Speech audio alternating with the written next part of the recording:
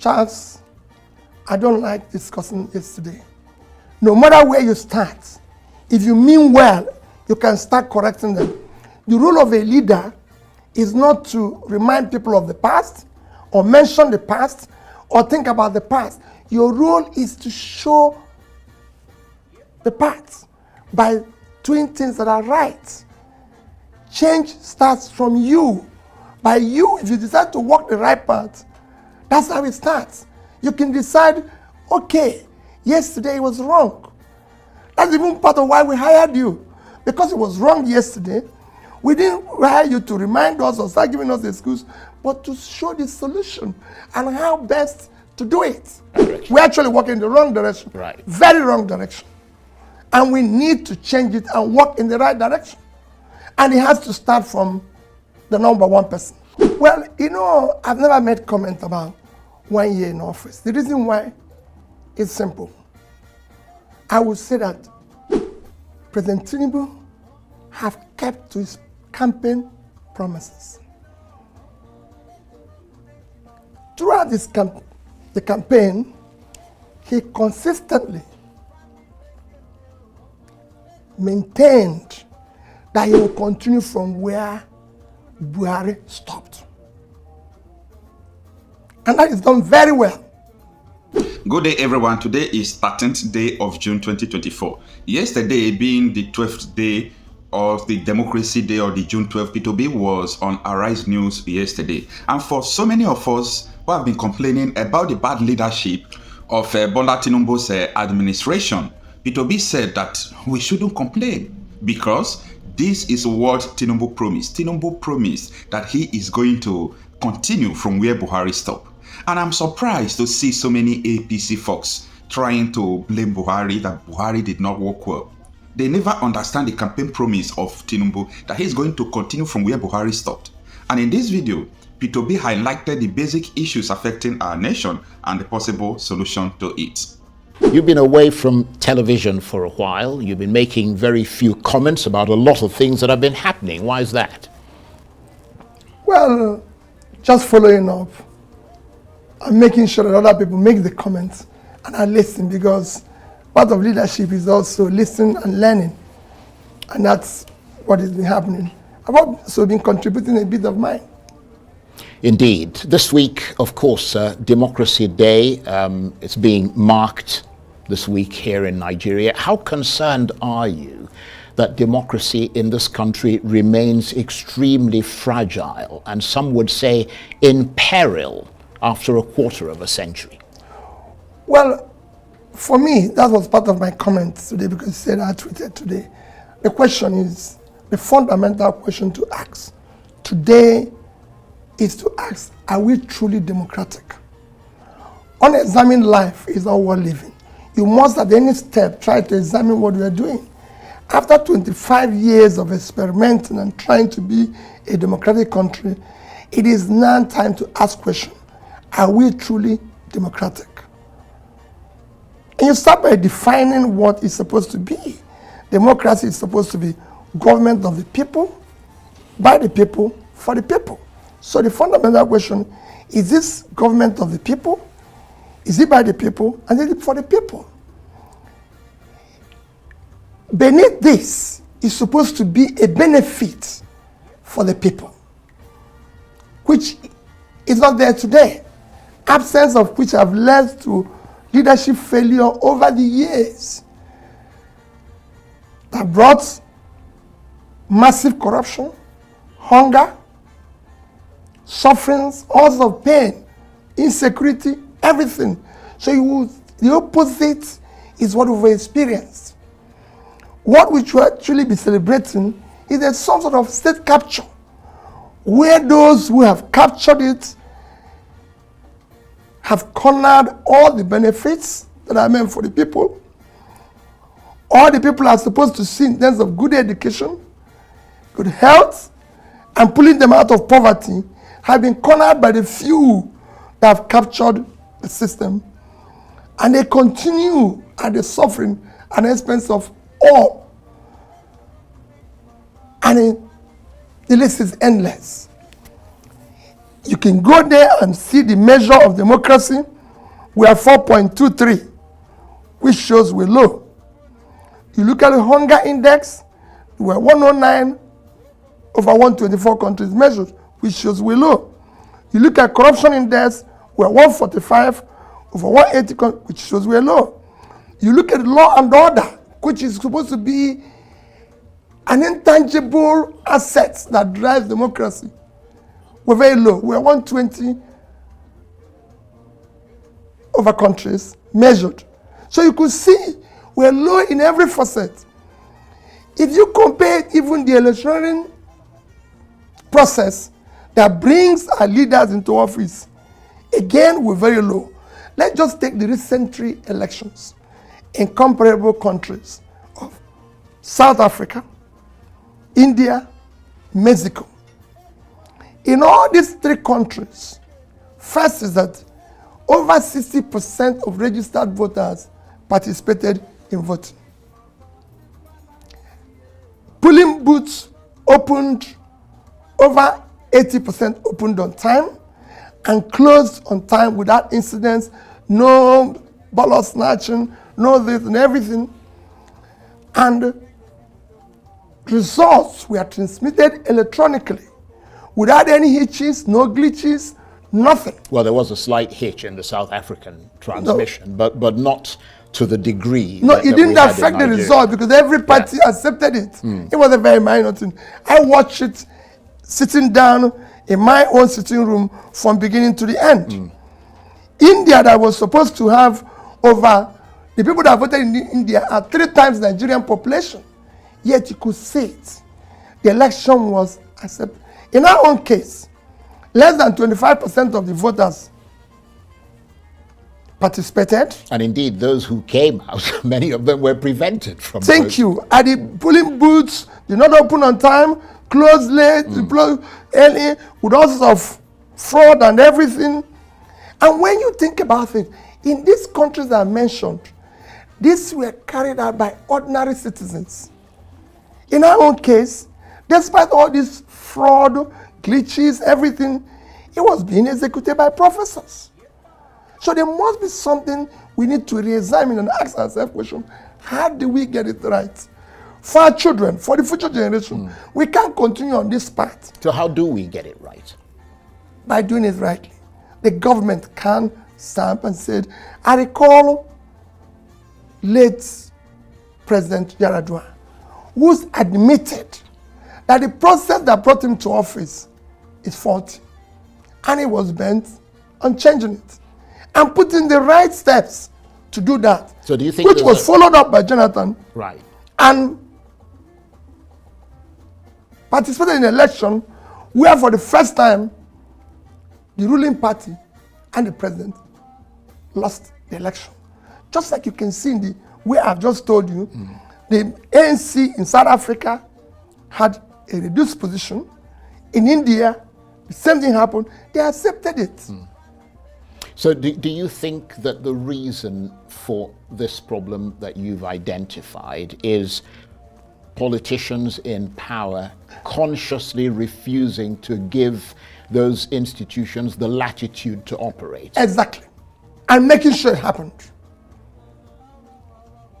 Institutions must be respected by those in office.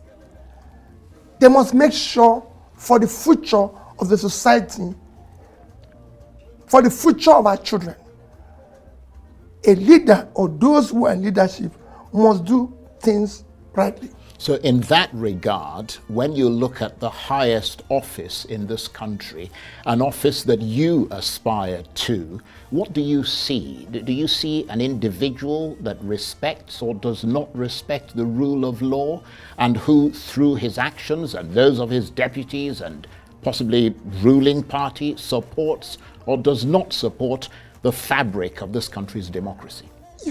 Charles, I leave this. You can ask ordinary Nigerians. Well, I'm asking you. I don't think they do. No. They don't. That's why it's happening. If they do, it won't happen. You do recognize, though, that a lot of the people who are in power have inherited decades of rot, and you can't wave a magic wand and all that rot will disappear. Charles, I don't like discussing this today. No matter where you start, if you mean well, you can start correcting them. The role of a leader is not to remind people of the past or mention the past or think about the past. Your role is to show the path by doing things that are right. Change starts from you. By you, if you decide to walk the right path, that's how it starts. You can decide, okay, yesterday it was wrong. That's even part of why we hired you. Because it was wrong yesterday, we didn't hire you to remind us or start giving us the excuse, but to show the solution and how best to do it. That is leadership. So in that respect, after 25 years of unbroken democracy, which Nigeria is marking this week, are we walking on the edge of a razor blade, as someone put it? Are you pessimistic or optimistic? Very, very pessimistic. We're actually walking in the right direction. In the right direction? In the wrong direction. In the wrong direction. We're actually walking in the wrong direction. Right. Very wrong direction. And we need to change it and walk in the right direction. And it has to start from the number one person. Well, let's assess that walking in the right direction or wrong direction and that number one person. Let's turn to President Tinubu's first year anniversary. After 1 year in office, do you think he has displayed the strength and the ability to tackle Nigeria's many problems? Are you impressed with mega projects, for example, like the Lagos-Calabar Highway?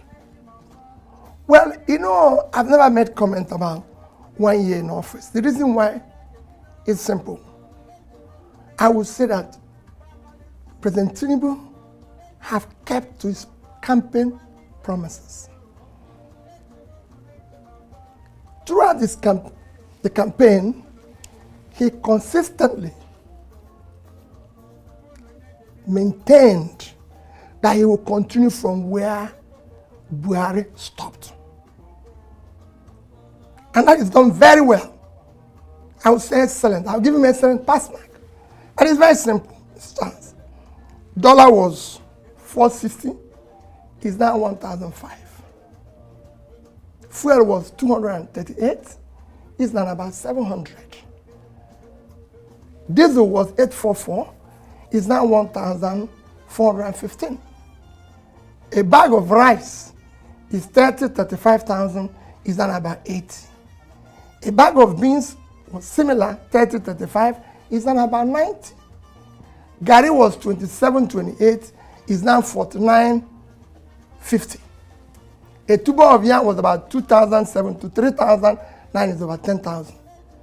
Tomato basket is about 40,000, that is over 150,000.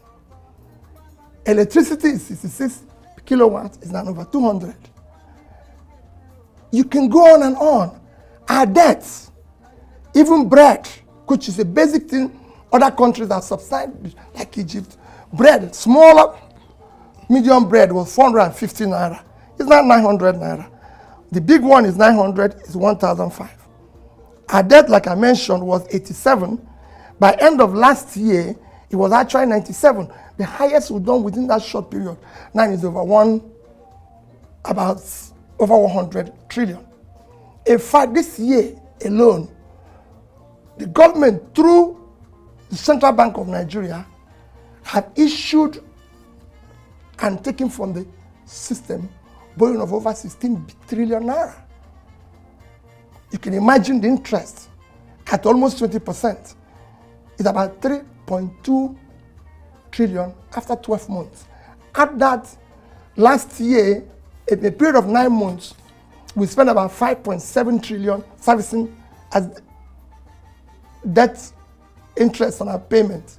So add that. So overall, it's done well. Let's even go back to the overall of the economy. By the time he took over last year, we were still the biggest economy in Africa with $477 billion as our GDP, followed by South Africa, Egypt, Algeria, and Morocco. Today, We are number 4. South Africa is number 1 now. I think about $373 billion. Egypt is second, $347 billion, followed by Algeria, 266. And we are now 252 billion GDP economy. It's even worse when you go to our per capita. We are actually 1/4 of per capita of the list of these nations that I mentioned. South Africa is over 6,000 per capita. Egypt is 4,000 plus. So is Algeria. And then Morocco, which among this is supposed to be the 5th, at 4,210, and we are 1,000 plus. So we actually are going low. We're coming from a low of per capita of 3,000 plus in 2014. So every other thing have headed south.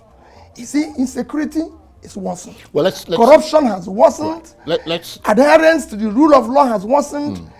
The country has been nepotism is at the highest. Let's look at one issue that you mentioned, and you came up with quite voluble statistics there, and that is the issue of the economy. The president, in the clip we played earlier, before our interview began, made it clear that he was aware of the fact that there would be pain before gain.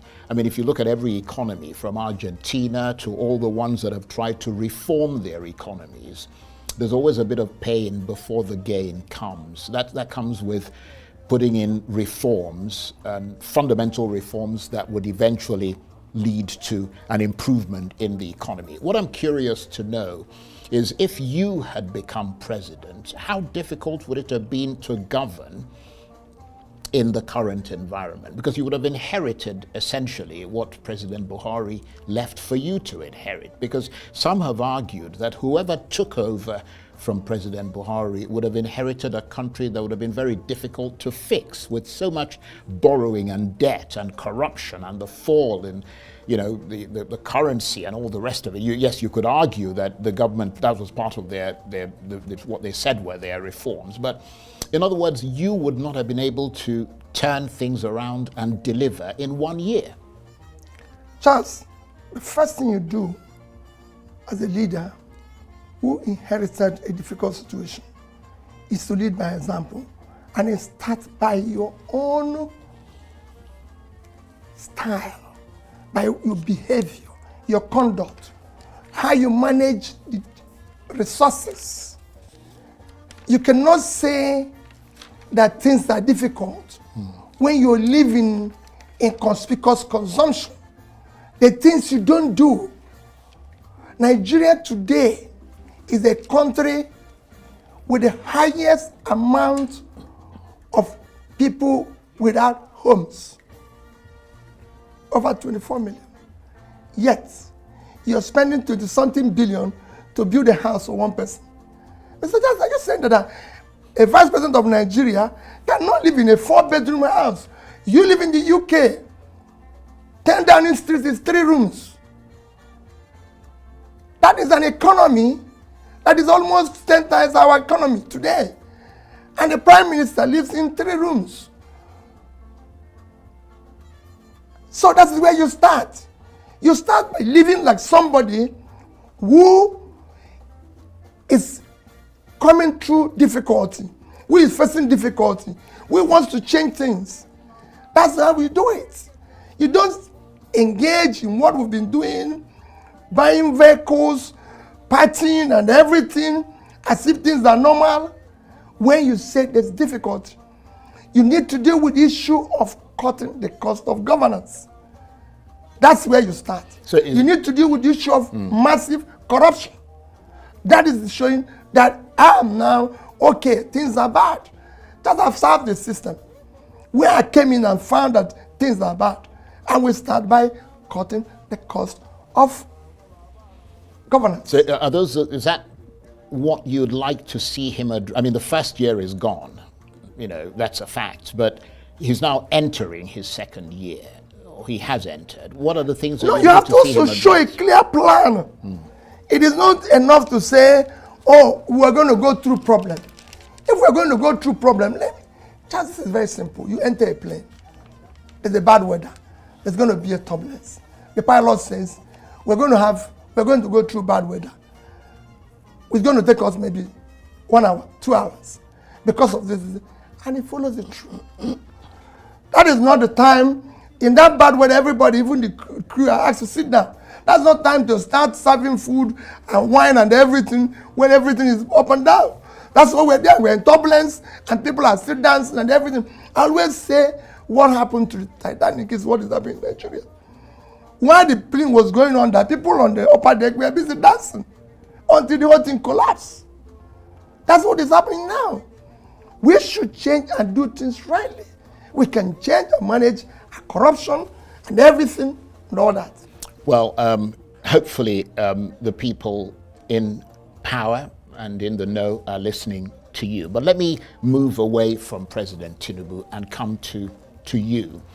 In terms of the candidates who will potentially challenge President Tinubu in 2027, and you certainly sound like one of them, and how voters rate them with regard to how fit for the job they are, I am quite sure that many people will say that you obviously stand out. But do you think that your public standing has grown or diminished since the 2023 election? Charles, I don't know. It's only the public that will know. Yeah, but you interact with them. Mine is to continue interacting and being part of the process of building a new Nigeria that is possible. Because we can't go on this way. We're headed to a disaster. We must do things rightly. Like I always said, I'm not desperate to be president. I'm desperate to see Nigeria work. And work for the poor people of Nigeria. Right. The system has been very uncaring for the people of Nigeria. And we must fix it. Work where we have to remove this criminalized system, corruption that we, the politicians, have unleashed on the country and make it better. Right. Well, you said that we should go and ask the public about their assessment of your public standing, whether it's grown or diminished. Well, one man who is a member of the public, in a manner of speaking, who seems to think that your standing has diminished is the Nobel laureate, Professor Wole Soyinka. He recently attacked you, saying that you are unfit to govern Nigeria. What's your reaction to that? Well, quite frankly, I will not make a comment on that. Wole Soyinka is the father. I have a policy. I don't respond when my fathers talk. Yeah, but he's delivered a punch. I leave it to them, because when I became their age, I want those younger ones to respect me, though I will also try to put myself in such a position that I will respect myself before that. Well, he's delivered. But I assure you, one of the things he made is that he talked about the obedience. Me inciting them. Charles, I will never, knowingly, and I have never, knowingly or unknowingly, asked any of the obedience or the young people to say anything against an elder, a priest, a pastor, an imam, and everything. Never. It will never happen. Nevertheless, never will happen. And I don't make comments when they make comments. Right. It is left for Nigerians to know whether I'm fit or not. I've been a successful businessman in the private sector. I've been in the corporate world and can say I'm one of the most successful. I've also served the state where I still challenge all those who have served. Let's put our records side by side and let me know. And when I served, the only measure of development was Millennium Development Goals, which I started 7 years after. When he ended, I was #1. Yeah, well, I'm going to come to that in a minute, but I just want to finish, because we're going to talk about the state, how you were governor of Anambra State. But just returning to Wole Soyinka briefly, you said you've never incited people against him or anyone else. I will never do it to anybody. But does he have a point when he says that by not controlling, or at least trying to control, the online trolls who he says are obedience, that are responsible for the insults directed at him, that you are tacitly encouraging such behavior? No human being on earth that I know today have controlled online trolls. Nobody. Go and see what they write about me. It's even worse than what they write about him. Go and read it. You can Google it. You can see it. Well, it's I there. have seen it. Yes, so if they do that against me, how do I now control? Who do I know that is doing that? It could actually be those who are his friends who claim that they are obedience, doing it in order to make him make such statements. But like I said, he remains a revered father. Okay. And I respect him, and I'll keep respecting Right, him. let's move on from there. What about the other person who seems to have taken aim at you, and that's the former Director General of your campaign organization, Doyin Okube. I mean, having supported you in 2023, he now believes that Bola Tinubu is the best of the 2023 presidential candidates. I mean, at the very least, that must hurt. What's your reaction No, to it that? doesn't hurt me. It's a personal assessment. It's just personal to him.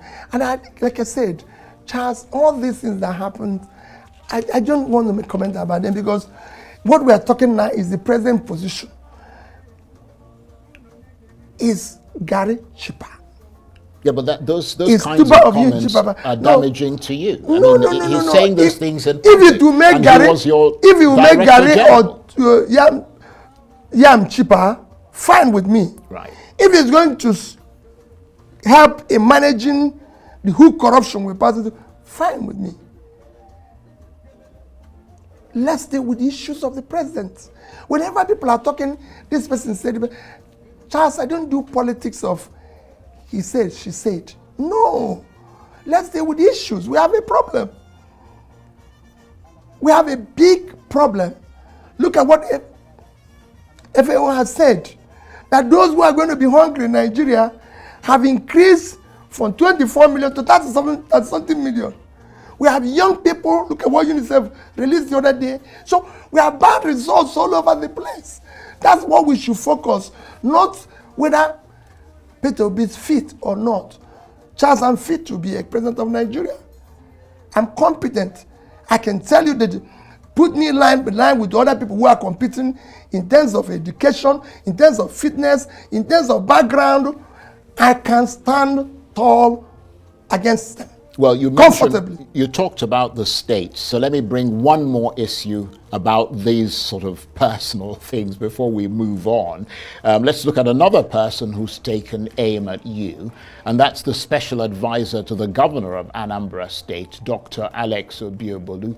You, of course, governed Anambra State for 8 years, and he says that in 2 years of Charles Soludo as governor, Mr. Soludo has achieved more than your 8 years in office. In other words, 2 years of Soludo is better than 8 years Obi. What's your response? Well, again, Charles, I don't like talking about issues like this. But because you mentioned it, let me tell you, Charles, let people go and look at my electoral promises to the people of Anambra State. Education, health, pulling people out of poverty, making sure there's access to rural areas. And I can tell you, they were the measures of MDG, and I was number one. I was number one in education. I was there in health. I was there in pulling people. Go and ask those who ran Office of Poverty Alleviation, like Professor Dr. Mackel, and everything. Go and ask Samsudin. I was number one. What I promised, I delivered. I have to be fair. I saw that the evidence of that online. Thank you. In terms of those I think the European Union and all the rest Everybody. of them, their rating was that and above Anambra all, State was number one. Finished it and was able to even left a savings, subnational savings, for the first time in Nigeria, for future generation. Nobody had ever done that. What I promised, I delivered. My brother, my senior brother, Soludo, promised Dubai, Taiwan. So until Anambra becomes that, because you must stick to what you promise. When Anambra is now, you buy Taiwan, he has achieved his purpose. I didn't promise that. What I promised, I delivered. And that's what I'm thinking about, what I'm talking. When I was talking about being president, I was saying things that is deliverable. That I'm going to do this in the north. We're going to make sure we'll go to the north and turn around the uncultivated land, do this. I wasn't really, I had what I wanted to do, and I would have started from day one and show the direction. That's how it works. Let's turn to the other debate that's going on at the moment about the future of the Labour Party, because in a sense there appears to be a parallel there to the issue that Professor Soyinka was talking about, which is the issue of non-intervention on your part. We don't seem to be hearing of you intervening to sort out what to the public appears to be very toxic divisions within the Labour Party. No, there's no toxic vision within the Labour Party. That I can tell you. And I'm intervening. Charles, when fathers intervene in their family, it is not a public affair. I'm a leader in Labour Party, and we're talking. And I assure you that whatever is in problem or crisis in Labour Party is not up to 10% of what they happen in other parties. And we will resolve it. And do so amicably. Right. Nevertheless, there appears to be, I mean, you said you're doing it privately. No, we're doing that. We're doing it. But there are a lot of people in the Labour Party who are doing theirs publicly. And in that context, there appears to be an extraordinary realignment taking place within the Labour Party. At the outset, it was Mr. Papa and Mr. Arabambi and all the rest of it taking aim at Julius Abure, the chairman of the Labour Party, accusing him of forgery, fraud, and all the rest of it. And now they've realigned themselves and are now publicly saying that they are working together against you and the obedient movement. What is actually going on there? I mean, it's just a party in absolute tatters. They're not working against me. I can tell you. Nobody. They're not working against me. But that's what they said. You know, some elements try to say that. If you want to know, wherever Labour Party is doing anything, come out and you see who they will announce as the leader. And you will see it in the coming days, where we'll go out in certain functions.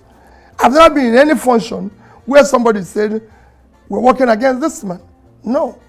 Well, they may not say it directly to your face, but they're saying it in public. No, it's that same thing. We're talking about people saying things that are not reality. That same thing. People can say it, but when Labour is doing something, when I appear, you will see who is the leader. Simple. Do you, though, intend to remain in the Labour Party, given, at least from the way it looks to the public, how impossibly difficult it seems to resolve the conflicts within the party? No, we don't have that. We don't have that type of conflict you're mentioning. People are just exaggerating what is there. I'm a faithful member of Labour Party. Right. And we, like I always say, so you remain a member? I remain there. I remain there. Right. I remain there. I'm a member of Labour Party. If for any reason, like I said, if we're going to move forward, and there's other groups that are going to work with us, we'll work with them. Right. Okay. Well, that brings me to the issue of possible mergers and alliances. Has there been some communication between you and the other leading opposition candidates, parties, about a possible merger or alliance ahead of 2027? Any deal in the offing, or there hasn't been and there won't be? There's no deal. But I wish and hope there will be. We need to look for like minds who are now committed to saving this country. But are you working towards a deal? Well, like you said, we're all trying to put ourselves together. Right. And explore all those opportunities. So you are talking about a possible merger? Not that we have started it, but that's what part of what we're considering. Right. But are you considering that in isolation or in communication? The party, with the party, everybody looking at it. Right. So at the moment, there's nothing to report. No, nothing to report. Of course, the public will see that, will go ahead. Right, but would you like to see a merger?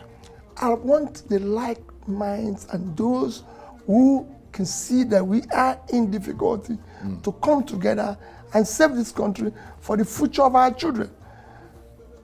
Okay, well, let's move away from that because obviously there's nothing to report. You've talked a lot about governance on different levels. You've got the federal level, obviously the state level, local government, and so on. Let's talk about the state level, which is a very important level. I wonder whether you might be able to tell us whether there's any governor you feel, because you assessed President Tinubu's 1 year in office. Let's assess it on the state level. Is there any governor you feel has had a good first year in office amongst the current crop of governors? Of course, you should see Governor Oti what he's doing. Well, he's your Labour Party, so it's people would say you would say that. No, it's about the people. Forget about whether it's in Labour Party or not. You go to the people. Whenever I do assessment about governance, I talk to the people. I talk to people from Abia.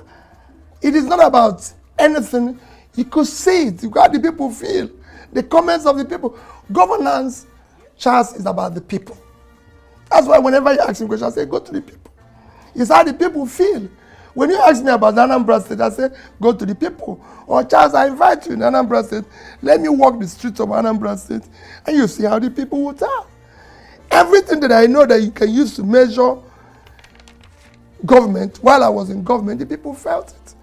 I won the best state with road network in this country by Federal Ministry of Works that is supposed to be in opposition. So I can go on and tell you what we were able to do. So for me, it is the people of Abia that I'm listening to. And there's other governors, of course, that are doing their best. Maybe they're not in their first year, but definitely he stands out. Yeah, but what about the other governors? You said there were others. No, I'm sure. Because a lot of people will say, yes, okay, Labour Party would say that. I read. These are based on what I read. Right. I used to tell people that, considering what is happening in Boronu, that I see the governor there, Zulum, trying to contain the insecurity. And at times, take it on first hand and everything. So quite frankly, it's for me to assess the other states. I didn't go assessing them. Now I'm at a point where I'm going to look at what is happening in different states and ask questions from the people. But I don't make comment unless it's from the people. Right, I understand that. Now, you mentioned state capture at the beginning of our chat. Which is huge corruption. Yes, and everything. and you used the example of elections that have taken place in South Africa, Mexico, India, where the Electoral Commission is seen to be independent and has done the job that they were charged with doing. What would you do with the Electoral Commission in Nigeria? Same thing. Insist that they do their work independently and that democracy is what it should be if I have the opportunity. Charles, I've served as a governor. I never interfered with any institution. Go and ask those who were in the judiciary while I was there. Not one day did I interfere. Go and ask those who were in education like university. Not one day. Go and ask the police, the army, all security, whether there's one day Peter Obi said, go and arrest this person or do this is wrong. In fact, when I was doing my second tenure, go and ask the security people that came to meet me, INEC, DSS, police, army, they came to meet me. And I told them, all I want is let all my votes be my vote. I don't want one extra vote that is not for me. And I don't want one of mine to be. Go ask anybody. My second but if you say that it was free and fair. But if you say I insisted. If you say that the Electoral Commission is corrupt, yes, then the possibility of them being manipulated as a result of your non-interference remains. No. And so no, people if they know, they'd want you if to they know, interfere if to they reform know, that's if they know that you're strict and you're going to do the right thing, just like I always say about corruption, that if the number one, number two, whether governor or president decides to stop it, and he's not involved, his children and family are not, wife are not involved, that you reduce it by over 50%. If you decide to do the right thing and order for the right thing, it will be done. So is your message more confident today after the 2023 presidential election, or is that something that needs to pick up? Well, for me, it's a continuation. We'll continue to deliver the same message, insisting that we can't have a country that is criminalized as it is today, where I've shown you indices of measure of development. Our human development index is low. Our human capital is low. Our health is low. So what else do you want? Our poverty, where poverty capital is worsening. Our per capita, which you use to measure, which is number one measure, have fallen from a high of 3,000 in 2014 to 1,000 today. Things are worsening. Inflation headed south. Interest rates. So it's not, I'm not trying to make it up. It's the reality. So in that context, what is your message to the people of Nigeria as they look to you and other politicians for leadership and for hope of a better future? Well, I'll start with the politicians. It is time for us to have a rethink and think about the poor people of this country. There's so many things that are going wrong. The poor people are suffering. We must now refocus and deal with issues that concerns them. There's so many issues that concerns poor people which we don't address. I was talking to somebody already about Heritage Bank issue.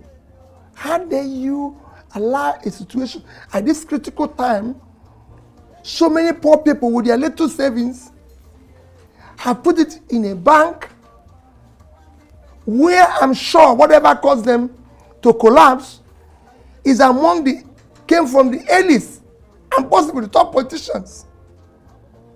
And you allow them to lose their savings. They even allowed some big people and some big institutions to be able to get their money back and then allow poor people. I know a man whose entire life saving of 80 million is in that bank. He's worked all his life, he's late, his family depends on interest on that money.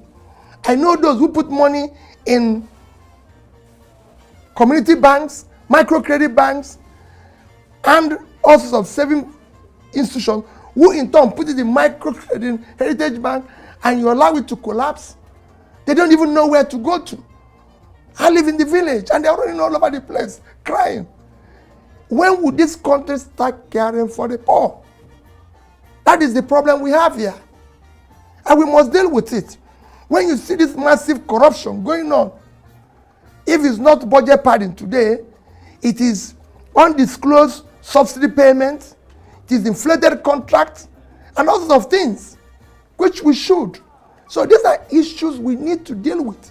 These are issues I even want our agencies like EFCC to start dealing with.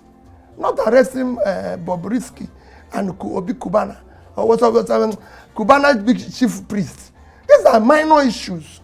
We have things that are going wrong. Our speaker, through one of his aides, in April, said we are losing 300 barrels of crude every day. People like Tony Elumelu have said we are losing over 50% of our production. But let's speak at things that was specific. 300 barrels a day, Charles, times 75, which is the minimum you can get today, is $22,500,000. At the rate of 1,005, it's $33,750,000,000 naira every day. Times it with 1 month, is $1,012.5 billion naira, which is about what the 3 tiers of government share every month. That's where I want our agencies who are pursuing people who are corrupt to be. Budget padding in all this area That's where they should be. Facing it squarely, not arresting Bobrisky because he dressed like a woman and paid about maybe 500 naira. I can assure you that if you call Nigerians today and say, hey, we are going to feed only women in this hunger time, it's just, I don't know, all men will dress like women and go and collect the food because we're all hungry. We will even have to dress Bobrisky. He wouldn't even know what is in dressing like a woman. It's not easy. The wigs are sold in the market and everything. Everybody will turn into. So these are things we need to fight squarely.